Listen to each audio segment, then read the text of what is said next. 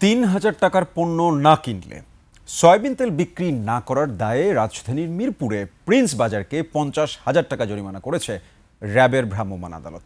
সকালে সুনির্দিষ্ট গোয়েন্দা তথ্যের ভিত্তিতে অভিযান চালিয়ে এই অর্থদণ্ড করা হয়। এ সময় জাতীয় ভোক্তা অধিকার সংরক্ষণ অধিদপ্তরের টিমও উপস্থিত ছিল। অভিযান শেষে র্যাব জানায় বাজারে সয়াবিন তেলের কোনো ঘাটতি নেই। কিছু অসাধু ব্যবসায়ী অধিক মুনাফার লোভে কৃত্রিম সংকট সৃষ্টির চেষ্টা করছে। প্রিন্স বাজারের অনিয়মের বিষয়ে তিনি বলেন, নির্দিষ্ট পরিমাণ অর্থের পণ্য না কিনলে তেল দেওয়া যাবে না, এটা ভোক্তার সাথে প্রতারণা।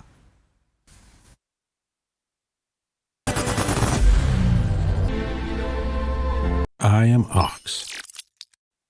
সতর্কতামূলক আমরা তাদেরকে ৫০,০০০ টাকা অর্থদণ্ড করেছি এবং তাৎক্ষণিকভাবে সেটা আদায় করা হচ্ছে।